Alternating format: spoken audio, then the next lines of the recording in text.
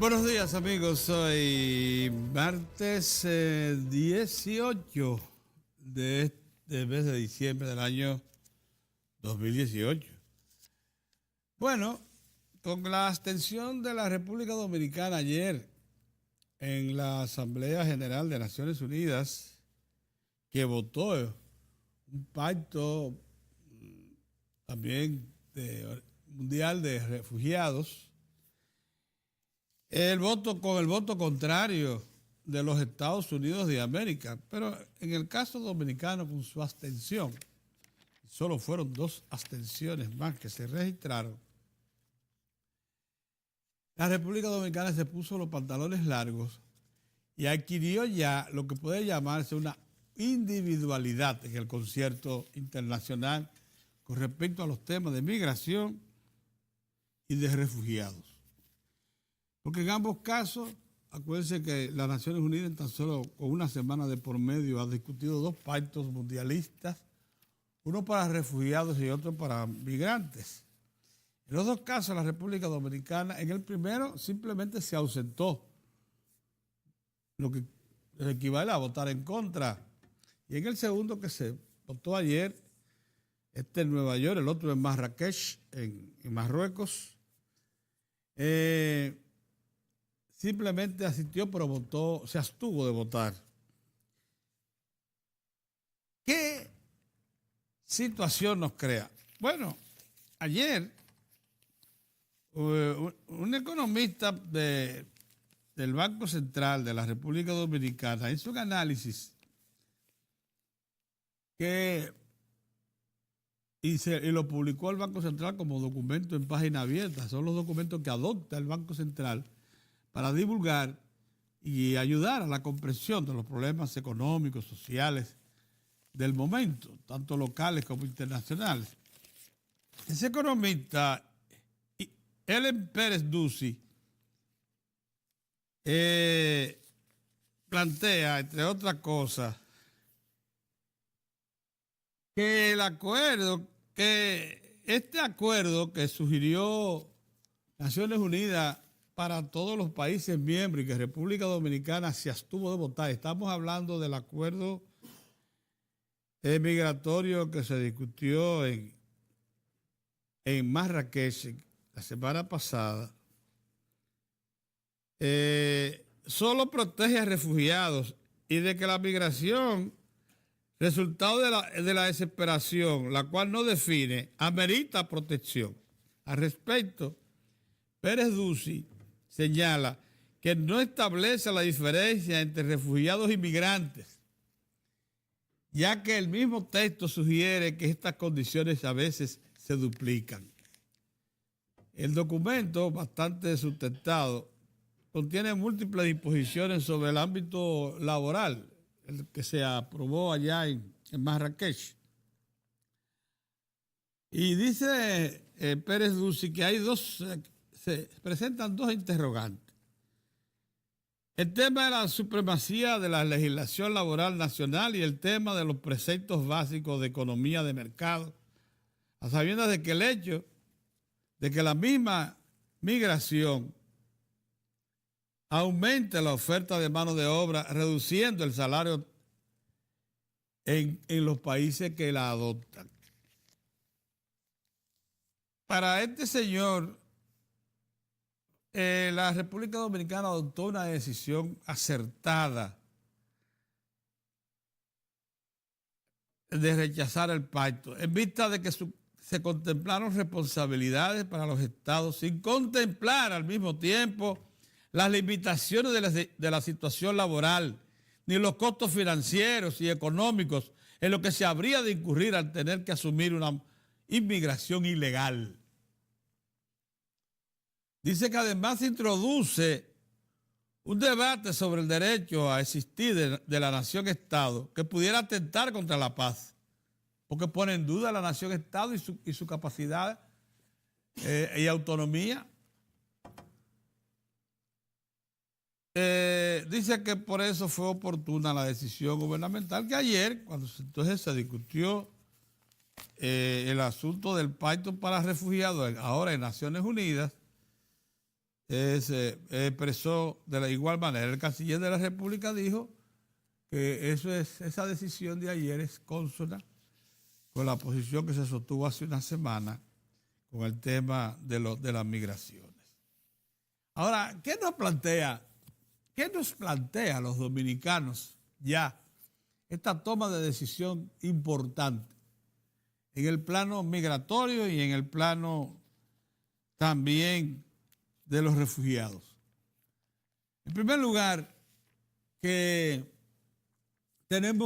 somos ya una individualidad en el concierto internacional y mundial con respecto a ambos asuntos. Y que como individualidad tenemos que ya conformar una política nacional consensuada, de amplio espectro, con amplio respaldo, que sea la que nos identifique cada vez que estos temas se pongan en exposición internacional. Cada vez que se discuta, la República Dominicana tiene que ir con una posición que sea el fruto ya de una política nacional migratoria y con respecto a los refugiados. Ya los efluvios que quedan en Palacio, que fueron los que por debajo estuvieron trabajando para incorporar la República Dominicana a ambos pactos, tanto el que se firmó en Marrakech como el que se firmó ayer en Nueva York, se aprobaron. Esos están claramente identificados y deben saber que la voluntad del Poder Ejecutivo, del Presidente de la República, del licenciado Danilo Medina, ya expresada claramente, ratificada claramente por la vía diplomática, vía la Cancillería de la República, son las de que la República Dominicana se mantenga prudente a distancia de esos tipos de compromisos internacionales por la situación muy especial, única en el mundo, de compartir una isla con otra nación que se ha declarado ya una nación cuyas posibilidades de recuperación económica, social e institucional son nulas.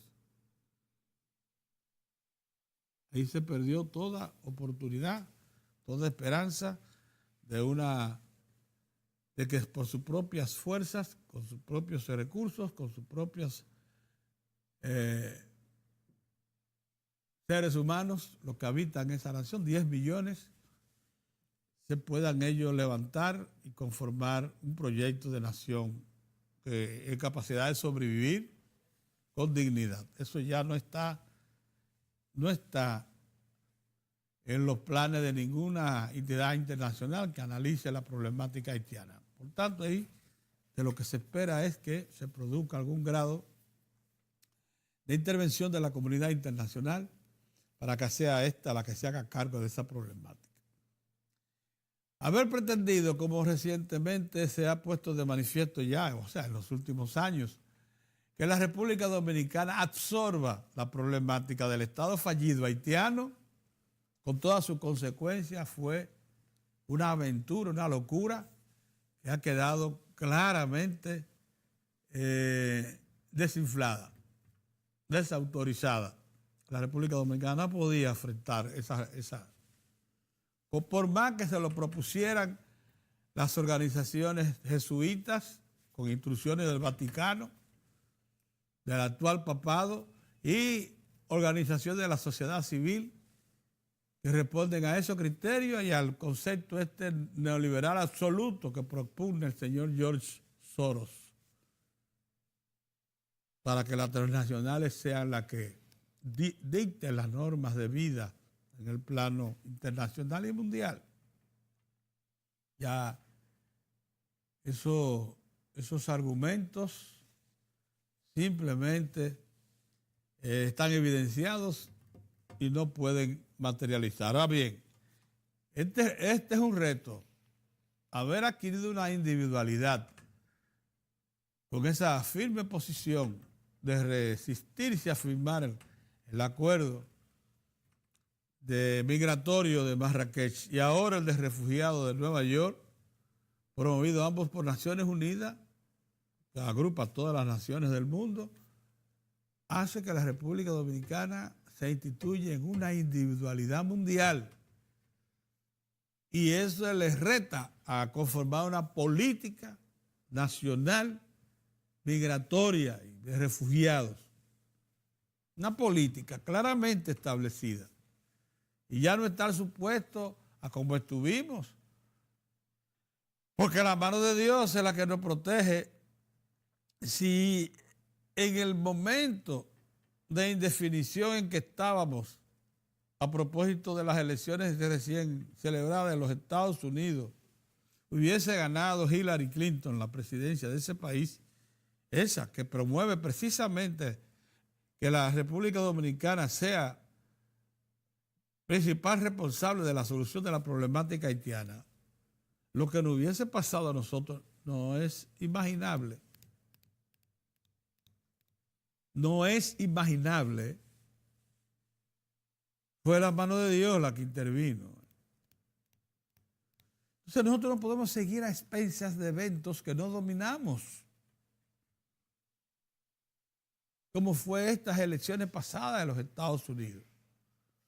Ese fue un break, como se dice en el béisbol, que nos dieron a nosotros los dominicanos para poder conformar estos pasos que hemos dado de liberarnos de compromisos internacionales, de salir de debajo de la falda protectora de esas transnacionales y ONGs y de esa comunidad jesuita y del Vaticano que está en eso,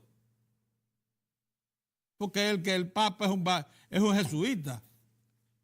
Ese es un concepto que prima dentro de esa corriente religiosa cristiana y católica. O sea, que eso tiene su expresión local, que eso tiene su expresión en Palacio, ya identificada, ya reducida. Pero en un momento fue la que nos preparó todas las condiciones para que se impusiera en la República Dominicana sacrificios enormes como lo que delata hoy Ellen Pérez Ducey, el economista del Banco Central, que publica en página abierta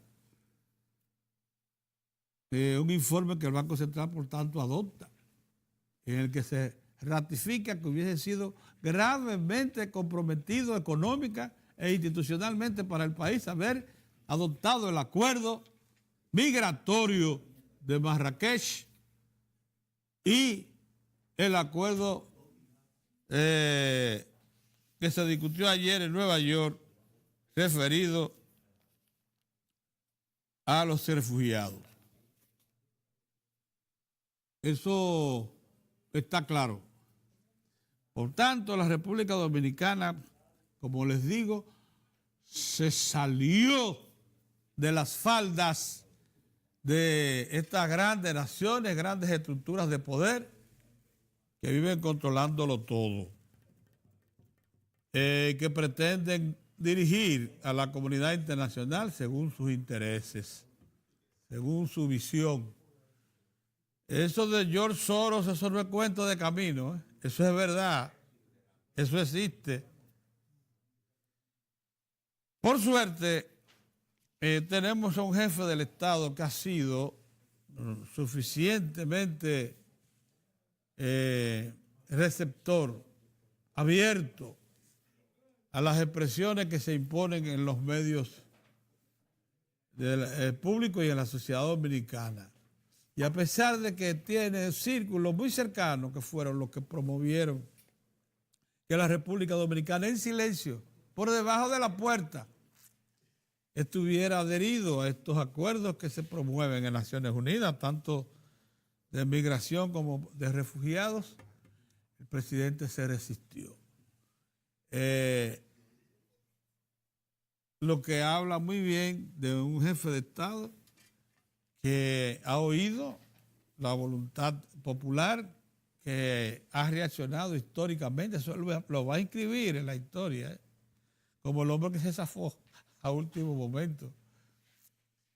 Es representación de los intereses nacionales, a último momento. Y déjeme decirle algo que hace factible pensar en que a partir de esta fecha se conforme una política nacional definida, migratoria y de refugiados.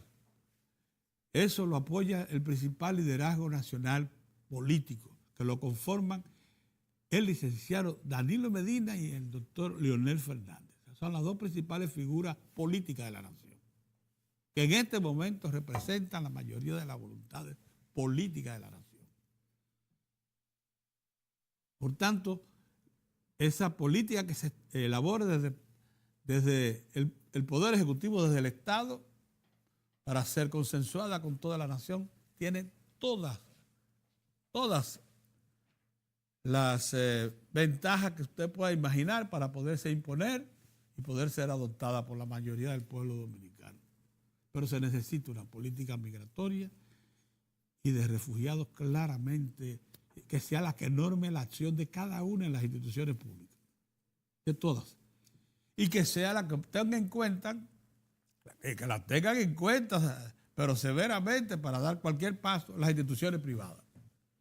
La pública como obligación dictada por el Poder Ejecutivo y el Estado, la privada como norma de orientación para sus acciones públicas, porque el Estado hasta ahí no puede imponerle su pensamiento a la gente, sino que simplemente le suple la información básica para que sepa defender la soberanía, la autodeterminación, los límites fronterizos, las necesidades de que el país eche adelante y pase a ser lo que hoy el amigo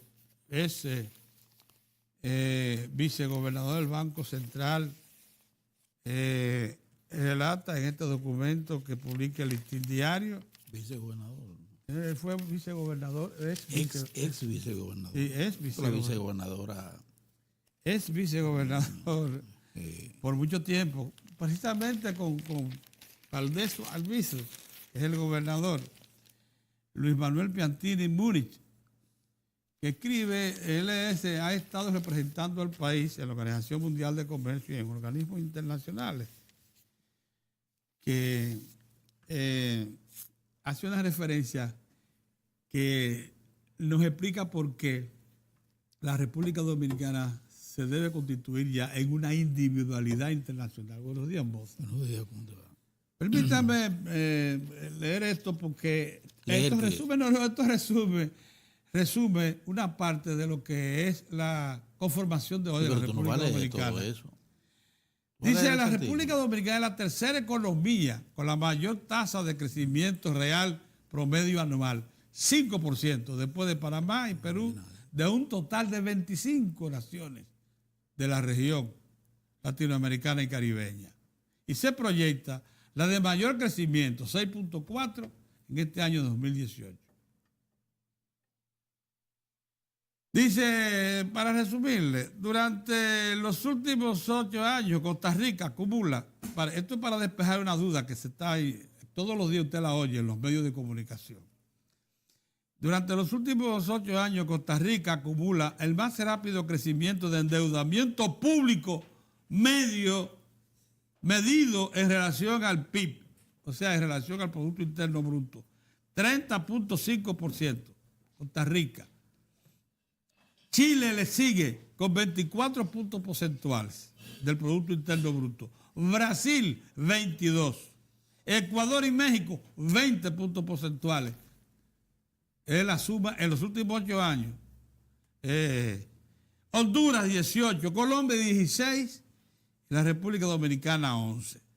Según estos datos regionales, la Dominicana ha tenido un moderado nivel de endeudamiento con un acelerado crecimiento económico dentro de un contexto regional de mayor endeudamiento y bajo crecimiento. Pero lo más sorprendente de la economía dominicana es que comenzando en el 1969,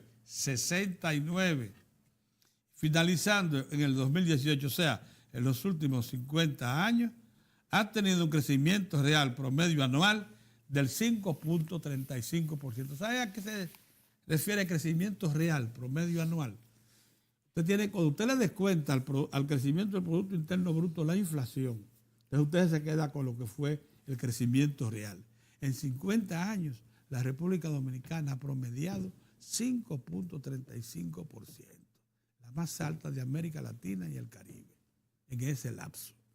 Eso nos da, por tanto, la condición de una nación que puede considerarse una excepción, así como quedó claramente reflejado en estas votaciones de las dos últimas asambleas generales de Naciones Unidas, para el caso de los refugiados y para el caso de los migrantes.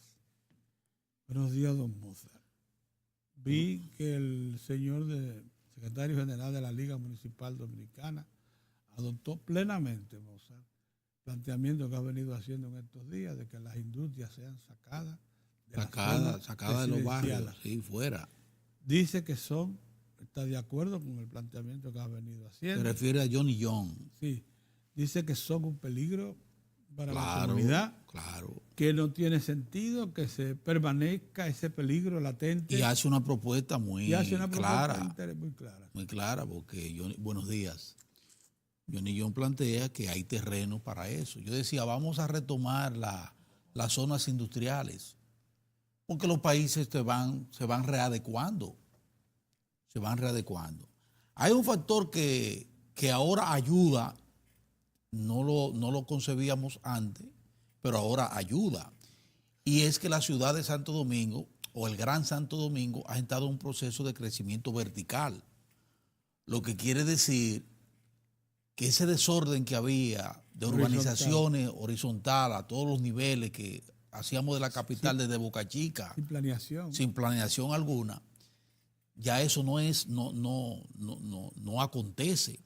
La ciudad está creciendo hacia arriba, lo que quiere decir que hay espacio para disponible, es lo primero. Lo segundo, tenemos ahí un proyecto de ley para el asunto del territorio, que es un componente importante a la hora de establecer los usos de suelo en el país, que es otro componente importante. Y tercero, tenemos a un Estado que tiene mucha tierra del CEA, por ejemplo, del Consejo Estatal del Azúcar, que conserva.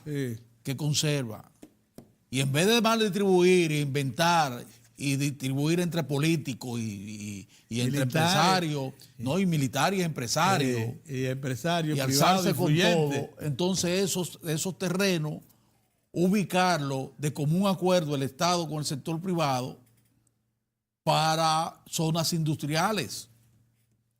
Así es. Zonas industriales. Y ahí está el caso de la Charles de Gaulle, que cita muy bien el buen amigo Johnny John. Sí. Una gran cantidad de terrenos ahí del CEA que muy bien pueden ser usados para eso. Perfecto. Y le da la equidistancia, tiene una zona que puede movilizarse con estos proyectos viales que se han desarrollado, que se han ido desarrollando para interconectarían perfectamente bien con la circunvalación de Santo Domingo y con la propia Charles de Gaulle, y tendríamos ahí una posibilidad de sacar del peligro a centenares de miles de familias que están bajo la amenaza de empresas que están hoy metidas en los barrios. ¿Tú sabes por qué la circunvalación externa del Gran Santo Domingo ha sido posible, Mozart? Porque recorre desde que sale de Jaina hasta el fondo, todo es tierra del Estado. Todo es tierra del Estado. En consecuencia, vamos a pensar en el traslado de esas empresas. Vamos a hacer eso en serio. No estamos, porque tenemos un gobierno que piensa en grande. Por ejemplo, la administración del presidente Danilo Medina piensa en grande. Sí. Le marcha a cosas grandes.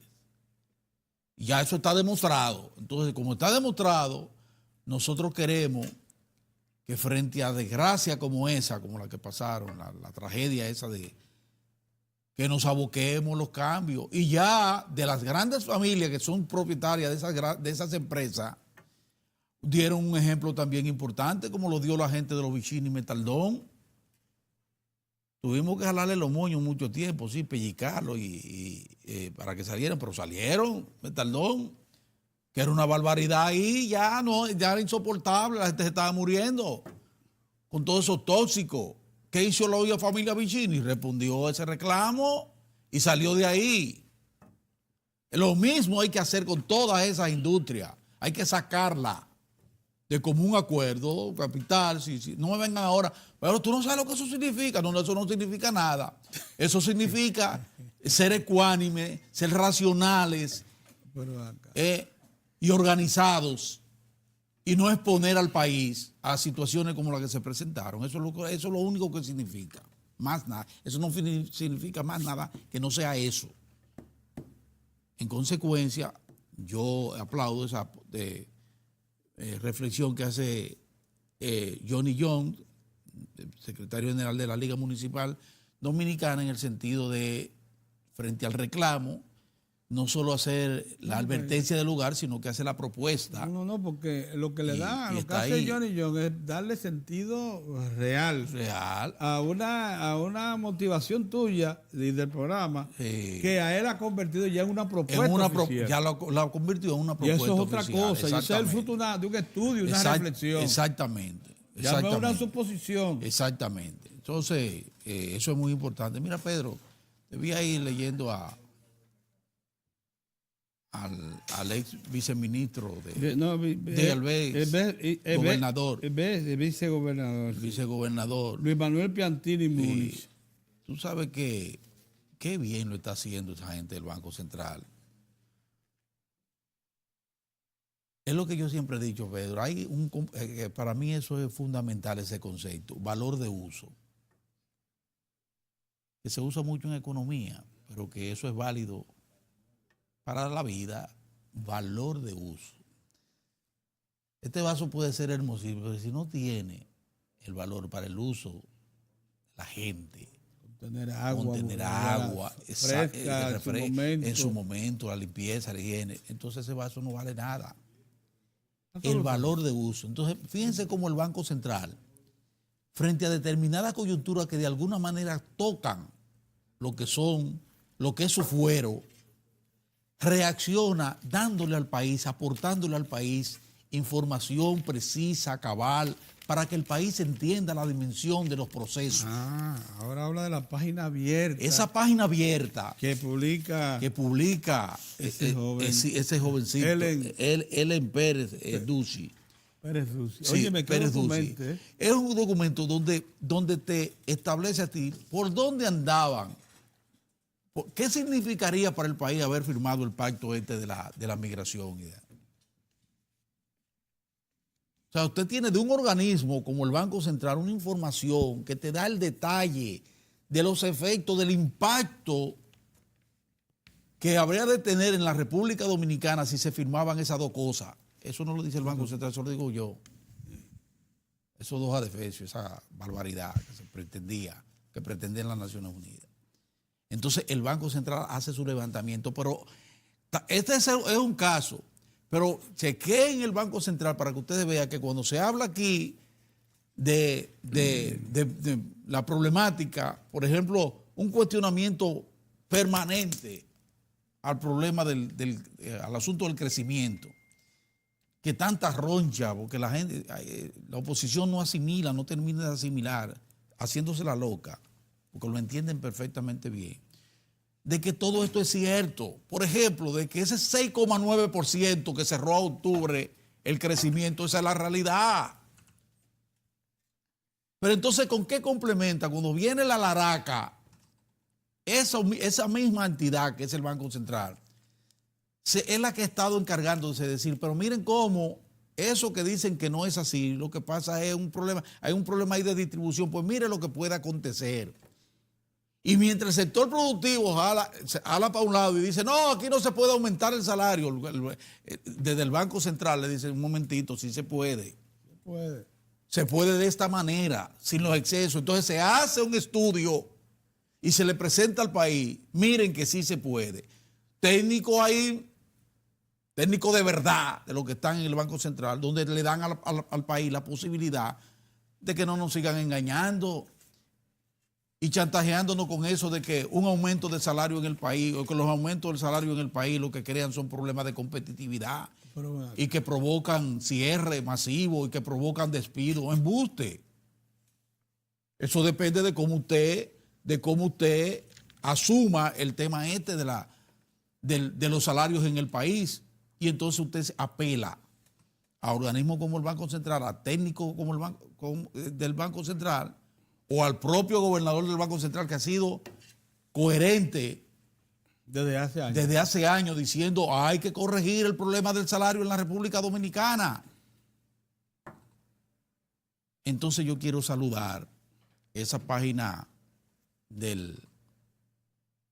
ese espacio que ha abierto el Banco Central para que sea una luz más para la gente, para la opinión pública, para que tengamos elementos de juicio a la hora de juzgar y de procesar determinadas coyunturas que se dan en el país, o situaciones o temas, como es el caso, el más reciente, el del rechazo al pacto, y por qué se justificaba, más que se justificaba en el plano del presupuesto y de la economía de la República Dominicana, ese pacto.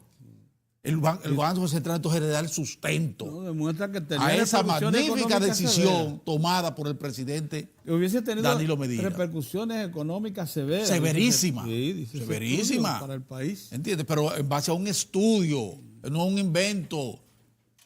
Entonces yo quería ponderar ese tipo de cosas. Como quiero ponderar también, Pedro, para una provincia 45 obras, por muy pequeña que sea, es un hecho sin precedentes. Lo que acaba de acontecer en San Juan de la Maguana ayer con el presidente de la República. Fíjense que esa zona de por ahí, de ahí al presidente, había quejas. Pero para que tú veas cuando los jefes de Estado tienen su time, su tiempo, y cuando tiene un equipo que responde a ese time, entonces al final usted encuentra situaciones maravillosas como lo que aconteció ayer en San Juan de la Maguana. Pocos sectores se quedaron en San Juan de la Maguana sin sentir la mano de la responsabilidad estatal. No, ni siquiera voy a hablar de solidaridad, porque no es un asunto de solidaridad. Es un asunto de la responsabilidad del Estado para con los ciudadanos de este país, que pagamos nuestros impuestos y que tenemos derechos establecidos. Bueno, pues el gobierno ayer dio una demostración importante, el presidente Danilo Medina, de que responde a esos requerimientos con esas obras. Los cebolleros de San Juan de la Maguana, los habichueleros de San Juan de la Maguana, toda esa gente de ese granero está de pláceme, porque le acaban de poner en las manos algo que venían pidiendo, reclamando desde hacía muchísimo tiempo. Ahí no va a haber problema jamás con que la cebolla se mojó y que la habichuela que no se ha podido secar y que para el semillero no tenemos. No. Ahí están las plantas. Llegó la tecnología, llegó lo instrumental para eso, para resolver ese problema. Ahí está el hospital completamente remozado de San Juan de la Maguana. Y búsquense en cada municipio prácticamente. Llegó la responsabilidad del gobierno. Porque, insisto, no voy a fuñir con asuntos de manos solidarias y nada de eso. No. El gobierno se hizo sentir plenamente. Eso era como para que se le diera el trato que le dieron unos, otros no. Veo ahí que el Litín le puso una columnita diciendo que el presidente inauguró un hospital. No fue un hospital, fueron 45 obras, papá. En un solo sitio, en una sola región. Espérate. Eso repercute. Es que eso es un hecho, que eso no puede. Eso no puede. En provincia colindante, como es el caso de Elías Piña. Estoy respetando a mis colegas del periódico, porque ellos son los que saben. Ellos uno ve una forma y otro ve otra. Y eso hay que respetarlo. Pero pienso que, señores, 45 obras. Yo creo que eso es mucho, Pedro, y creo que eso es importante. Alguna de ellas emblemáticas. 1.300 millones, 1.300 esa obra tiene, eso tiene un valor, pero no solo para San Juan. Es emblemático. Para la región. Es para la región. Entonces yo creo que esas son cosas que nosotros debemos, en medio de todo esto, ponderar. Y tema 3, para darle paso a mi amigo Orión Mejía. Ayer, justo ayer, yo le decía a Pedro, y la revista diaria editorializó con relación a eso que me parecía a mí, cuando Claudia Francesca, esa eficiente dama que está al frente del Intran, hablaba del informe donde se establece con todo rigor que los accidentes de tránsito y las muertes por accidentes de tránsito han disminuido con relación al año pasado, o sea, en el 2018 con relación al pasado. Yo decía, si lo vemos así en el marco de una situación que se está dando ahora, la gente estaría en disposición de incluso no creerlo. Por eso las informaciones hay que contextualizarlas y debe venir contextualizada desde el mismo despacho de prensa. Deben venir contextualizadas para que no haya dudas. Porque lo que dijo Claudia Francesca es cierto, absolutamente cierto. Hubo una disminución de los accidentes, la muerte por accidente con relación al año pasado, al 2017. Pero no menos cierto es que hemos tenido ahora un fenómeno terrible, como nosotros citábamos ayer, que en los primeros 3 días hubo 6 muertos en las autopistas, y dentro de esos 6 muertos había 2 motoristas y 2 patanas. ¿Por qué le digo esos detallitos? Porque son los elementos donde más opera la irracionalidad, el desenfreno, el descontrol. Es ahí, entre los motoristas y los patanistas y los guagüeros. Por tanto, que andan como chivos silvestres. ¿Qué ha hecho Claudia Francesca ayer? Por ejemplo, ¿qué anunció Claudia Francesca ayer?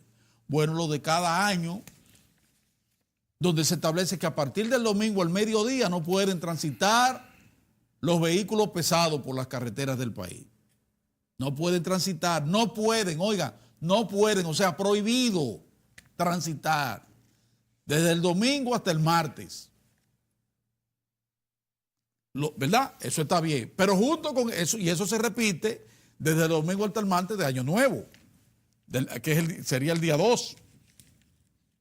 Entonces, todo eso, ¿con qué viene acompañado? Con la advertencia que hace Claudia Francesca de que tampoco puede, que cuando transiten esos días y demás días, insiste la directora del Intran, tiene que ser por la derecha. Ahora digo yo a Claudia Francesca, prende una vela para quienes están llamados a hacer cumplir la ley, lo cumplan. La advertencia está hecha, la disposición está ahí, hay una resolución del Intran, que es el organismo rector del sector transporte público y de carga del país. La siniestralidad se concentra en esos dos sectores. Sin embargo, ahora yo voy a ver, porque es lo que yo quiero ver. Es que si yo lo veo, y lo ve Orión, y lo ves tú que viene todos los días y transita por una de las más importantes arterias del país, como es las Américas. Y el Coral en buena arteria. Y el Coral. Tú te das cuenta de que aquí ese tipo de disposición lo pasan por alto. Y que en las narices de las patrullas de carretera, ellos siguen transitando, guaguas, camiones y todo eso, siguen transitando por la izquierda. Y a veces con el exceso que le citaba ayer de que te hacen corte pastelito, o sea, te hacen unos rebases imprudentes. Porque hay accidentes y hay accidentes. Por ejemplo, yo digo, hay asuntos que son un accidente de tránsito, nadie lo quiere tener, pero hay otros que no son accidentes, que eso es penal, porque esos son crímenes que se cometen en las carreteras. Son asesinos.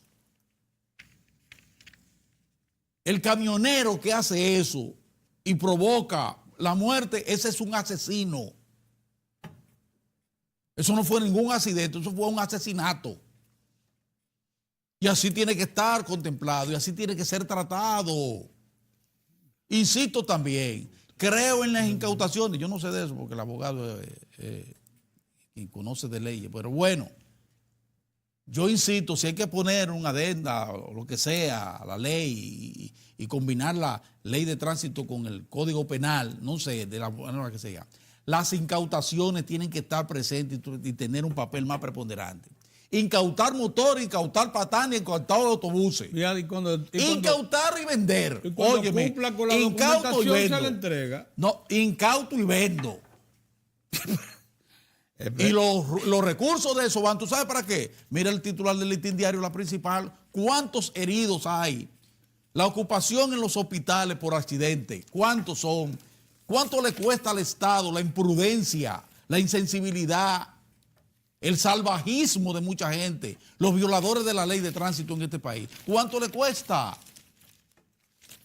Entonces, ¿cómo resarcir eso? O sea, ¿seguir sacándonos el bolsillo a nosotros? No. A esos violadores, a esos criminales de la carretera, hay que quitárselo y quitar los motores y venderlos por pieza, lo que fuere. Hay que entenderlo. Fíjense, más de 1000 lesionados en accidentes en 2 semanas.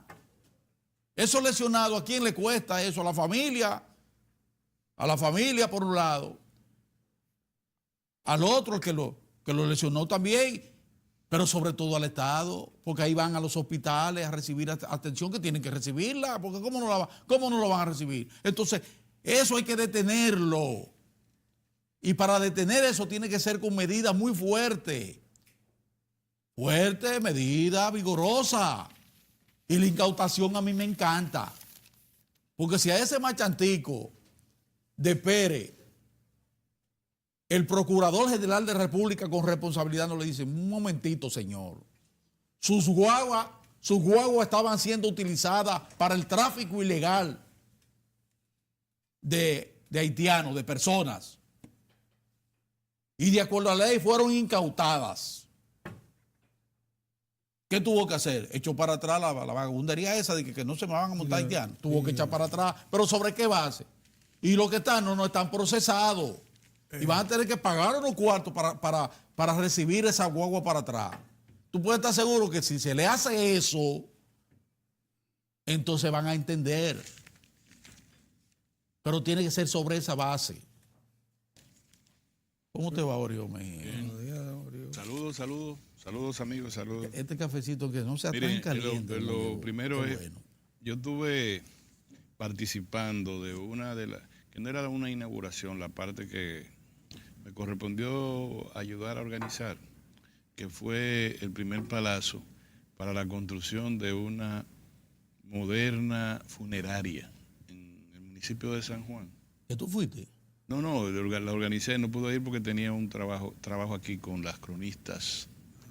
Pero tú organizando No, lo que pasa es que el Banco de Reservas va a financiar, a donar a la comunidad, al municipio de San Juan de la Maguana, esa funeraria, como parte de los esfuerzos que hace el banco en materia de social. Exactamente. Entonces, eso lleva, porque el presidente fue a dar el palazo, ahora le dicen el palazo. El palazo, sí. Y lo que uno dice, bueno, ¿qué va a hacer eso? Eso se va a construir de una vez, rápidamente. Pero eso significa del tamaño, o sea, con las condiciones de la de aquí, de la Blandino, con 6, 7 salas, de 35, 40, 47 personas, la dignidad de con todos los equipos técnicos, con el personal técnico para eso. Entonces tú encuentras que ya la gente va a ir los deudos podrán tener acceso a eso, digno. Entonces, uno ve la necesidad de los pueblos, desde eso hasta el secadero, que tú le llamas, que conversé con el obispo de San Juan de la Maguana, calladamente uno de los miembros de la Iglesia Católica que más se involucra con la sociedad. Un fajador de todas, el obispo Grullón. Sí. Yo conversamos con él aquella vez cuando fuimos ¿a dónde era que estábamos? En Sabana. Allá arriba, en la presa que están haciendo. En la presa de Montegrande. Entonces uno dice, ahora cuando uno hay 45 horas, ¿a cuánto impactan toda esa hora? Y el presidente se preparó el lunes, debía ser las 8 de la mañana en el helipuerto, hasta las 6 de la tarde. Ahí en un periplo bastante difícil, conversando con Bueno. centenares de personas, para no decir miles, de tú a tú. Mire, presidente, porque tú le estás construyendo una obra y te están diciendo de 2 más. Inmediatamente te Y tiran de para 3 2 más, sí. Como Y debe de ser, esto, hay y que de pedir, esto. Pedro, hay que pedir y reclamar. Entonces, eso a mí me parece, si no es mucho decir, Sí. que eso es bueno y que eso Adiós. llama la atención. Como bueno debe considerarse también, don Orión, que la semana pasada llegó el primer desembolso del Banco Centroamericano de Integración para Monte Grande, $30 millones. Correcto. De El 200, que quiera saber, de 250 qué es Monte Grande, que se llegue allá. Eso es en la provincia donde va. Ahora no sabemos dónde es la que No, la provincia de San Juan. en Azua, San Juan, sí, que va a llegar. Lo que pasa es que nosotros la vimos completa y va Lo que pasa a es que ya resolver los temas de las 5 provincias del suroeste. Exactamente. En agua potable, en agua de riego y en electricidad. Entonces eso uno va, que tú veas que dos provincias, el que quiera ir a ver Alfa y eso. San Juan van a Pero contribuir a cuando solucionar el cuando problema. nosotros fuimos, entonces vimos la otra presa, Sabana Yegua, y hay otra más que este país tiene una infraestructura de, allá ¿cómo que está tú dices? Valdesia. Unos reservorios de agua. Sí, no, claro. Tremendo, porque mira, el sur tiene por territorio es el mejor provisto de América Latina. exacto. Ninguna otra. Entonces, en ningún lugar, en 48.000 kilómetros cuadrados, 36 presas hay aquí. sí. 23 de ellas grandes, por Grande. encima de los 15 metros de altura. Entonces, eso es buena noticia, porque ¿qué pasa a fin de año? A fin de año es la guerra entre las malas noticias para que tú te mueras antes de la víspera, frente a las noticias que te acercan a la realidad. Tampoco es que decimos, no, ya estamos en Noruega. No, los noruegos son chivitos altos al lado de nosotros. No, lo que pasa es que vamos avanzando. Mira, nosotros vimos una nota en uno de los periódicos que la economía creció por encima de 6,9 en lo que a octubre. Ese es un movimiento de la economía. La gente tiene que entender que no es el movimiento de la familia. Hay muchas familias que reflejan ese crecimiento. Hay otras familias que no lo reflejan. Así es la vida, Pedro. Pero así en Estados Unidos, así es también en Bélgica, en Noruega. Lo que entonces se llaman es la política de inclusión. Es decir, tú tienes que procurar que ese crecimiento llegue a mayor cantidad de familias. Entonces, si tú dices, si el presidente se va un día por la mañana a una de las provincias más grandes, la tercera provincia, eso es distribución de riqueza, entonces se va y comienza a hablarle de un secadero, desde una funeraria, desde un camino vecinal, desde el hospital, desde esta cosa. Entonces tú dices, bueno, creo yo, si no es mucho decir, que eso se llama redistribución del ingreso. Así es. Entonces, uno tiene que hablar aquí muy claramente para que la gente entienda de que nosotros no estamos hablando de disparate. Si usted se va a las 8 de la mañana a una provincia y comienza a dar vueltas y en cada una inaugura, en esa provincia usted inaugura 45 obras, entre ellas algunas grandes, otras medianas y muchas pequeñas. Entonces, eso se llama redistribuir el ingreso. Cuando usted ve que la economía crece al momento de hoy 6.9, que está creciendo 1 punto, casi 2 puntos por encima del potencial. Es un 5%. Es decir, es como en su casa. La capacidad que usted tiene de administrar en un momento determinado los recursos es 5% en relación a toda la riqueza que hay en su casa. Es así. Y entonces yo tengo más de lo que yo puedo administrar. Eso es lo que le dicen cuando es el potencial de la economía. Más, la economía te dice, mira, por los niveles de infraestructura, los niveles de desarrollo que tiene la economía, de manejar los recursos que puede asumir, debe ser al 5%, vamos bien. Si está por encima de su potencial, si yo estoy muy por encima de lo que yo puedo procesar, eso es igual que una comida. Yo me puedo comer este plato, pero el plato está muy superior a lo que yo me puedo comer en un momento determinado. Tengo que dejar un chin para la cena. Eso es así que estamos hablando. El problema de eso es que hay unos vecinos que se lo llevan. Sí, el vecino. Entonces ahí voy con el vecino. Después de decir esto y de adherirme, señores, no es juego lo que está pasando en el tránsito. Ahora, señores, yo parecía un padre de familia. El equipo mío que fue para San Juan, lo integrarían unas 10 personas en 2 vehículos. Oye, yo me pasé llamándolo en la carretera, cuidado. Ahora, ¿por dónde van? Recta de Aso. Mira, ahí pasó tal cosa. Mucho cuidado. Dile al chofer que no me pase de tanto. Ahora, ¿por dónde van? Vamos entrando para San Juan, para que mira, por ahí tal cosa. Sí. Y cuando llegaron ayer me contaron todas las imprudencias que hay.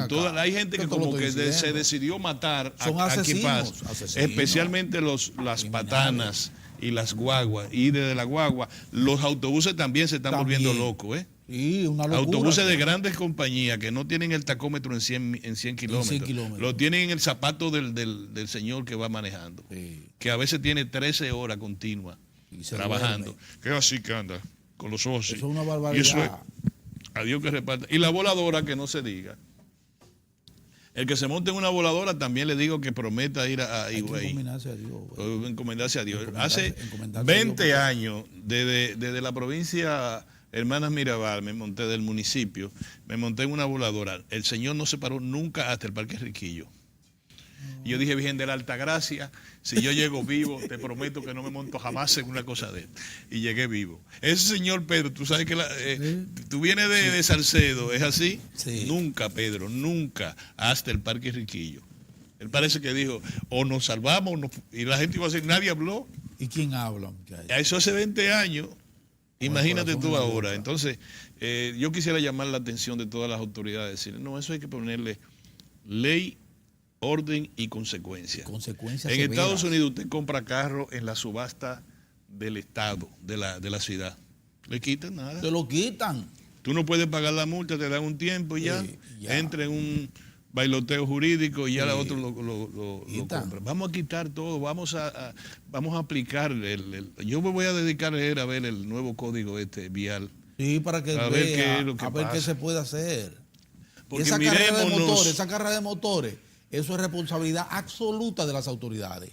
Oye, señores, cuando yo era fiscal, ahí no hay forma que no sean las autoridades. Nosotros éramos, bueno, doña Zoila, una demócrata carta cabal, pero uno le decía, tráeme lo que no me toque el piso. Eso es a ti. Que no me toque el piso ese delincuente. Ya era tráemelo de este alto. Guiando de este alto. Sí. Que dijo el magistrado que no le tocó el piso, te lo ponían ahí. No es represión, es que nada. Es que tiene que ser preso así. Y sabe para dónde va. Olvídate. Que que la muchachita de Bonao fue una carrera de motores. Un motor, sí. Perdió el control el tigre y se llevó a la estudiante y la mató. ¿Tú crees que ese señor tiene derecho a transitar, como dicen los jueces de Estados Unidos, que tiene derecho a transitar por las calles de la República Dominicana? No, ese señor tiene que estar en la Penitenciaría Nacional de la Victoria. Así mismo, o en ASO. Se le manda a las 3 de la tarde. A las 3 de la tarde igual debe de haber en Bonao, no debe ser como yo pongo aquí en Santo Domingo. Una guagua gratis te va a llevar al 15 de Aso. Otra guagua te va a llevar a Monte Plata. Exactamente. La tercera guagua te va a llevar a la Penitenciaría Nacional de la Victoria y la cuarta guagua, la más decente, te va a llevar aquí a Najayo. Tú decides dónde montas eso. Yo le recuerdo el joven, ya debe estar bastante mayorcito, que dijo que él había violado a 8 o 9 niñas porque él era... No, pero duro. Que todas las mujeres... Magistrado, imagínese, yo soy... tú eres así. Se le mandó de último a la guagua y lo que él me dijo, se le dijo a los presos. Se lo dijo un sargento con la barriga así. Dice este señor que ha violado niñas de entre 8 a 11 años porque él es duro. No hay problema. Cuando volvió otra vez al área de instrucción, parecía que estaba en el oeste americano. Tenía un pie en el sur allá y otro en el norte acá. No te digo más nada. No sea más gráfico de ahí. No puedo ser más gráfico de ahí, ¿verdad? Bueno, lo otro que quiero señalar, señores, lo de los dos pactos el pacto por la migración y el pacto de refugiados. A la gente hay que explicárselo muy sencillamente, sin mucho tecnicismo, que tiene consecuencia internacional, que la ONU ha dicho que la República Dominicana, todo eso es embuste. Eso es embuste. No nos va a pasar nada. Absolutamente. Absolutamente. No nos va a pasar más nada de lo que nos está pasando, para decirlo de otra manera. No nos va a pasar más nada de lo que nos está... No nos van a quitar la habichuela, el arroz, no hay ninguna sanción para el país. Sencillamente no nos dio las ganas de estar ahí. ¿Se puede decir eso? Entonces yo le voy a decir a la gente... nuestra propia personalidad, nuestra individualidad. Le vamos a decir a la gente por qué. Es lo más sencillo del mundo. Miren, en Haití, nuestros vecinos, nuestros apreciados y queridos vecinos haitianos, ellos son más de 10 millones, son más que nosotros, en menos territorio. Sí. Ellos son 10 millones, de los cuales, por lo menos, siendo muy moderados, 7 millones de ellos son potencialmente inmigrantes y potencialmente refugiados. ¿Es así? Sí. Es decir, depende. Si se arma un lío en Haití y huyen para acá, tendrán si nosotros hubiésemos firmado ese acuerdo, todos pueden sencillamente invocar la condición de refugiado. No puedo devolverme porque me van a matar. Allá se armó un lío, un golpe de Estado, que sé yo cuánto. Ustedes vieron con machete, mataron 50 y entre ellos me iban a matar a mí. Yo estoy aquí. Y como así van a decirlo, 500,000 personas, 10,000, 50,000, las que sean. Entonces, ¿qué dice ese pacto? Tú tienes que darle, no solamente recibirla, tú tienes que darle todo, incluyendo identificación, asentar en la República Dominicana. Y dice el pacto que solamente el país además tiene que ayudar a la comunidad internacional a resolver el problema del origen del refugiado para que luego, como última instancia, devolverlo a la paz de su origen. Eso puede transcurrir 20 años. Te voy a poner la ETA, la sociedad ETA, el grupo militar, político militar español. Sí. Clandestino. ¿Qué tiempo duró para resolver eso? 20 años no fueron. Bueno, mucho más. Nosotros teníamos aquí refugiados de la ETA, que yo era un joven periodista. ¿No te acuerdas la Rubita? La Rubita y la gente que estaban ahí en Naco, ¿te acuerdas? Salían siempre con su fundita. Con su fundita, iba al supermercado. Bueno, eso era porque estaban lejos. Bueno, ¿eran cuántos? 8, 9. Eran 8. Eso era lo que se identificaban. Sí, pero eso era un acuerdo que estaban aquí. Y los refugiados de la guerra civil. Refugiados en la República Dominicana Española de los años 30. Claro que sí.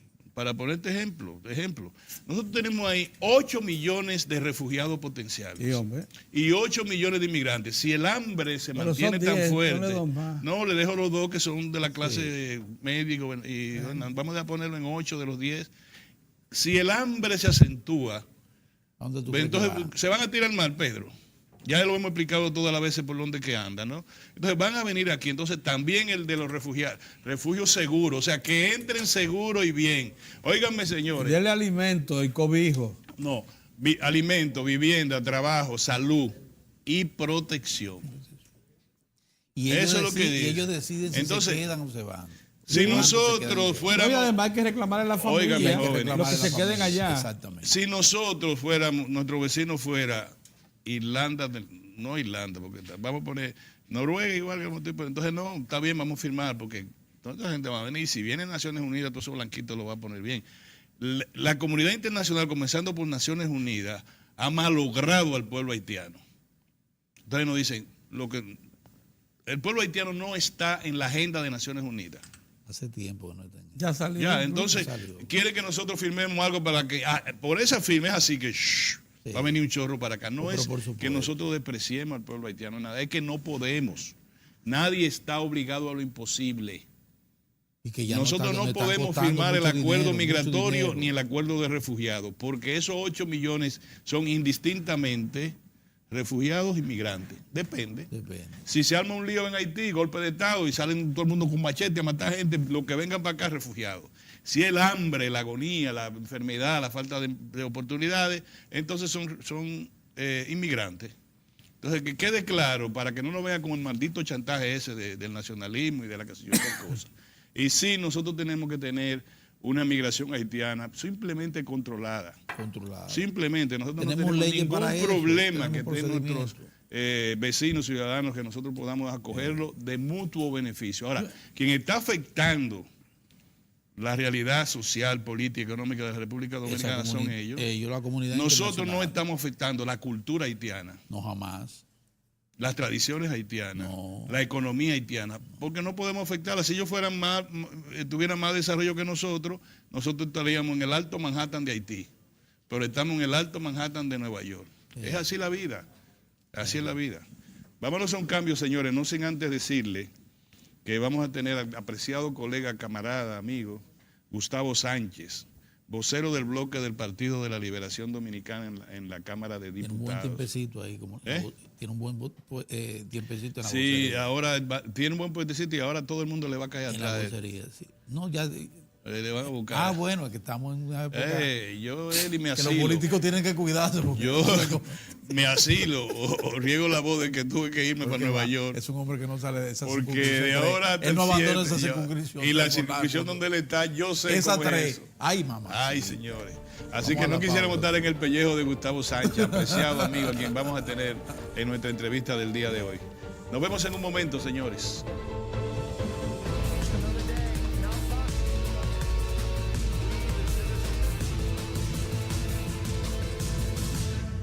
Como siempre valoramos su sintonía, ahora llegó el turno de presentarles las noticias internacionales.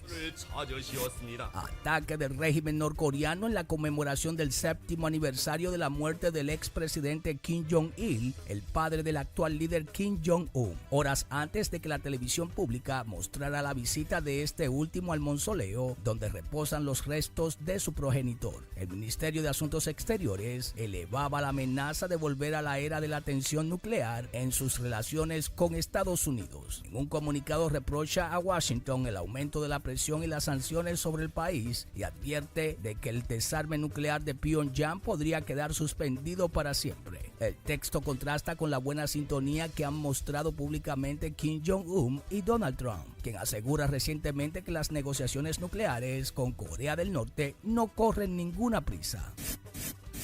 El gobierno francés comienza una semana decisiva para poner fin a la crisis de los chalecos amarillos y quiere aplicar cuanto antes las medidas sociales anunciadas por Emmanuel Macron, pero saldrán caras, según el primer ministro Edouard Philippe. Estas medidas tendrán un coste de 10.000 millones de euros y harán que el déficit para el año que viene suba al 3,2% del PIB, 2 décimas por encima del límite establecido por la Unión Europea. Entre los éxitos de los chalecos amarillos se cuentan el haber conseguido el aumento de 100 euros en el salario mínimo, rebajas fiscales en horas extra y el debate nacional sobre la instauración del referéndum de iniciativa ciudadana. Pero tras un mes de protestas en las rotondas, los chalecos amarillos deben ser retirados a la fuerza en las próximas horas. El movimiento podría estar perdiendo fuerza, ya que la participación de manifestantes se redujo de forma significativa este sábado. En la quinta semana consecutiva de protestas se pasó, según datos de las autoridades, de 136.000 a 66.000 personas en todo el país.